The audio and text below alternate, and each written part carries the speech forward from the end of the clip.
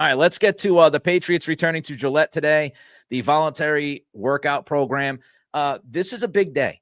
This is a big day. I don't want to go over the top with it. I don't want to be hyperbolic, but this is a big day for the Patriots because this is the first shot for Mike Vrabel and his coaching staff to stand in front of the team and address them, right? I'm sure Vrabel's talked to a lot of the guys. I'm sure he's been on the phone. I'm sure they've had, hellos and conversations as guys are walking around the facility. But this is the first time that Vrabel gets to stand in front of the room as the head coach and address the team formally. And that goes for the rest of this coaching staff. So I do think that attendance is crucial. It's voluntary, but it's crucial because you want to get off on the right foot.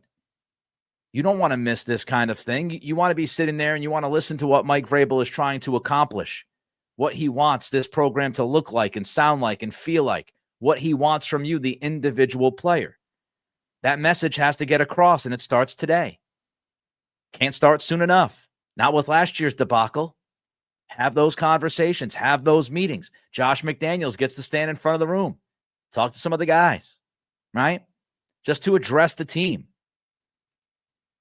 But let's not get it twisted. This draft coming up 2 weeks from Thursday night will fundamentally change some of the roster dynamics. And yes, I do plan on being live on that night, round one of the draft 2 weeks from Thursday night, because it could fundamentally change some of this roster. If you draft Travis Hunter, for example, that's going to impact the wide receiver room. If you draft Carter, does that impact Anthony Jennings? How does that impact Keon White? So it's going to be a trickle down. And of course, if you draft an offensive lineman, if you draft Campbell, if you draft Membu, how does that impact things? If the Patriots end up with not one but 2 first-round picks because they trade back in, how does that affect the rest of this football team? So the draft is going to fundamentally change things. But as we sit here today on April 7th, this Monday, 3:14 Eastern time, I've got 3 big pre-draft questions for this organization right now and this team. The first question is there buy-in?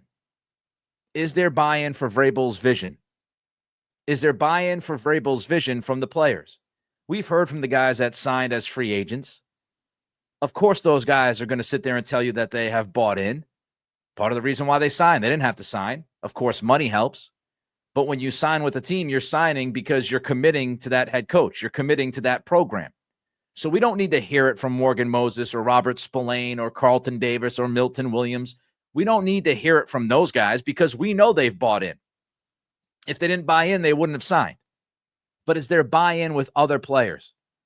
Marcus Jones, Christian Gonzalez, Keon White, Ramondre Stevenson. We can go up and down the line, right? Is there buy-in from those guys? Because we know if there's not buy-in, they gone. This is going to be different. Mike Vrabel has proven that, hey, look, there's absolutely nothing left for me to say to some of these guys. If it's time for us to move on, then it's time for us to move on. Juwan Bentley, gone. Devon Godchaw, traded. David Andrews, gone. Joe Milton, traded. Mike Vrabel's not going to waste any time. So who has buy-in? And if they don't have buy-in, who's gone? We'll find out in the next couple of weeks because the standard has been set. Here's question number 2, big question number 2. What is the evaluation of Vidarian Lowe in that building?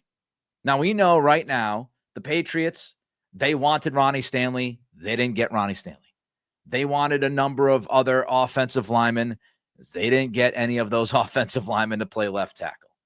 They did not want to extend themselves too much for Cam Robinson, who got a 1-year deal in Houston. So what's the evaluation of Vidarian Lowe? Do they think Vidarian Lowe just isn't good? Do they think he's below average, well below average, average? Do they believe that Vidarian Lowe could be slightly above average? Do they think that there were bigger issues last year with the team and that Vidarian Lowe had some injuries and the coaches? And how do they evaluate Vidarian Lowe? What is their grade, right? What grade would they put on Vidarian Lowe heading into this camp this summer? Because that's going to be crucial. If they don't feel like Vidarian Lowe is worth anything, then why not try to be signing a veteran right now, right? We haven't heard any word about Tyron Smith. We haven't heard any word about DJ Humphries. Yeah, those guys have plenty of flaws. They got plenty of questions. But if you don't believe that Vidarian Lowe can do anything for you, then you could still go out there and sign a veteran. But more importantly, how does this staff evaluate Lowe as we get ready for the draft? Again, 2 weeks away from Thursday night. I think we'll have an idea, because if the Patriots show extreme urgency and draft Will Campbell at number 4, or they end up drafting somebody else, they move back into the first round to draft a left tackle, right? They move back in to draft Josh Simmons, for example. That will tell us they don't feel great about Vidarian Lowe. But do they think higher of Lowe than we do? Now, it's obvious they thought Ronnie Stanley was an upgrade. They thought that some other guys were upgrades. Do they think that a couple of dudes in this draft class could be upgrades over Lowe? So that's a big question. Like, what is the evaluation of the coaching staff for Vidarian Lowe? I know many people think he's done. He's worthless. I think he might be able to give you some swing tackle capability. But how do those guys feel at the facility about Lowe right now, April 7th? Here's my third and final question. Do Jalen Polk and Javon Baker show any positive signs? And it starts today. Jalen Polk is there. He was on the Patriots video and social media. So we're going to be looking at Polk. We're going to be looking at Baker. Can one of or both of those guys show any signs of getting it? Because they certainly didn't get it last year.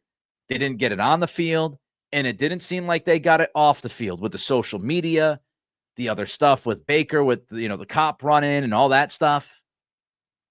It starts today. Did Jalen Polk walk into that building today ready to be a different guy, ready to take accountability, ready to go back to the quote-unquote safe pick he was during draft time last year? Does Jalen Polk present to Mike Vrabel that he's gotten serious, that he understands that last year was a disaster? Does he show any signs of getting it? And the same can be asked for Javon Baker. Do those two young receivers show any signs of truly understanding how bad it was last year and how they've got to get their tuchus in line this season? Because I don't care how you feel about either guy.